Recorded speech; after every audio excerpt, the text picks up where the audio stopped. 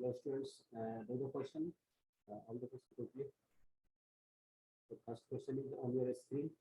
इस क्वेश्चन को कीजिए, गलत नहीं होना चाहिए क्वेश्चन, सबसे करेक्ट होना चाहिए जितने स्टूडेंट क्वेश्चन कर रहे हो। क्विकली आपके पास 1 मिनट का टाइम है। Your question should be correct. What is the free energy change delta G when 1 mole of water at 100 degree C and 1 atm pressure is converted into steam at 100 degree C and 1 atm pressure? First option is 540 Kelvin, second option is minus 9800 Kelvin, third option is plus 9800 Kelvin, fourth option is 0 Kelvin. Tell me the answer correctly. आपको यहाँ पर delta G question में पूछा गया है ना। आपके पास क्या है, 1 मोल है वाटर का 100 डिग्री सेल्सियस पर, और ये आपका कन्वर्ट हो रहा है एट 1 atm प्रेशर पर स्टीम में।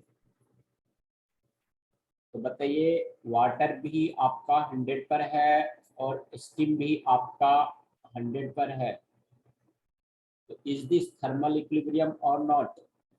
Is this thermal equilibrium or not? Tell me quickly. समझ पा रहे हो आप मेरी बात को? कॉन्सेप्ट आपने पकड़ा? Thermal equilibrium, yes. और थर्मल इक्विलिब्रियम पे डेल्टा जी की वैल्यू क्या होती है बताइए? 0 होती है। थर्मल इक्विलिब्रियम पे डेल्टा जी की वैल्यू क्या होती है? 0 होती है। तो करेक्ट आंसर क्या हो जाएगी? 4। तो ये कॉन्सेप्ट आपको समझ में आया स्टूडेंट? कॉन्सेप्ट आपको समझ में आया कि नहीं? बताइए, करेक्टली बताइए, कॉन्सेप्ट आपको समझ में आ गया अच्छे से कि नहीं? Do next question correctly.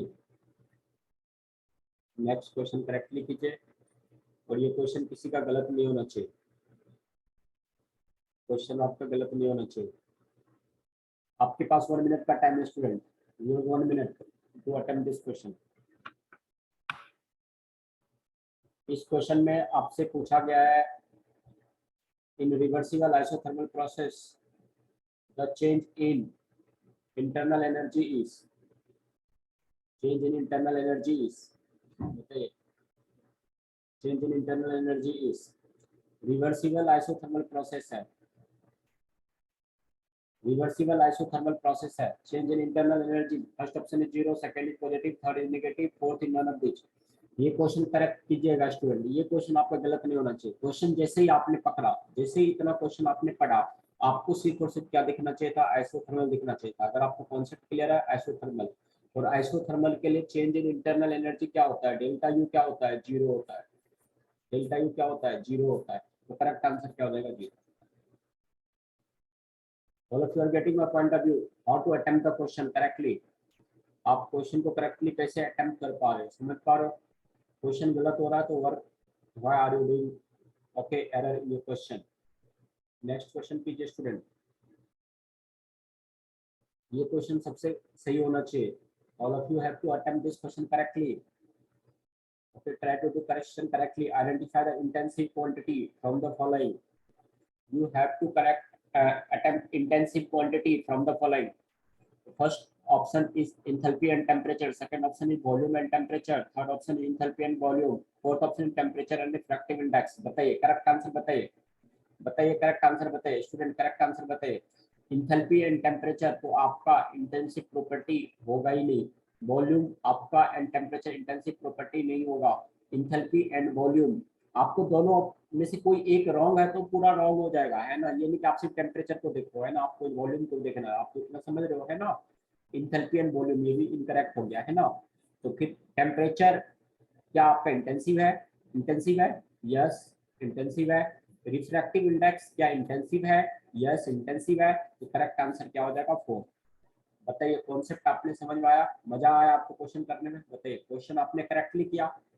अगर आप सारे क्वेश्चन करेक्ट कर रहे हो तो you are at the good position to make your result. At the end you have to clear your result, आप सबको पता है।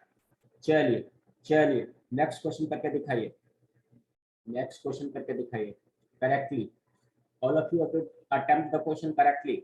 When water is added to quicklime, the reaction is, बताइए, when water is added to quicklime, the reaction is, इनका correct answer बताइए, correct answer बताइए, correct answer बताइए।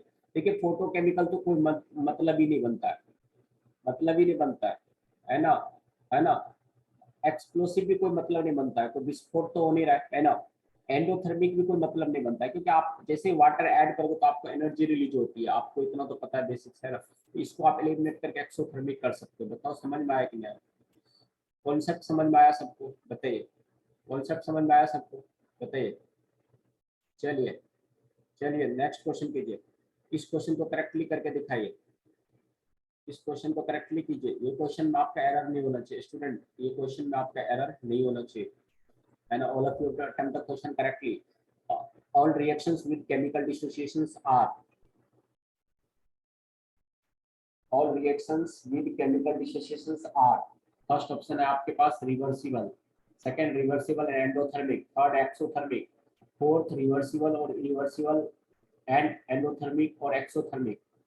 तो ये तो कह रहा है सब कुछ होगा, रिवर्सिबल भी होगा, इरिवर्सिबल भी होगा, एंडोथर्मिक भी होगा, एक्सोथर्मिक भी होगा। ये तो इनकरेक्ट हो गया ना स्टूडेंट, ये इनकरेक्ट हो गया।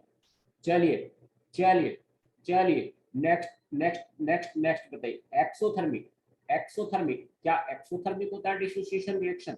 क्या एक्सोथर्मिक होता है? नहीं, इनकरेक्ट, इनकरेक्ट। रिवर्सिबल होता है, यस रिवर्सिबल होता है, रिवर्सिबल होता है, यस रिवर्सिबल होता है। Reversible and endothermic, yes this is the suitable answer, this is the suitable answer. इसका करेक्ट आंसर क्या हो गया आपका? Second is the suitable answer.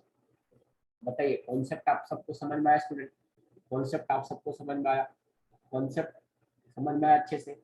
You have to attempt all the question okay correctly, you have to attempt all the question correctly, your approach should be clear, your mindset should be clear totally at all.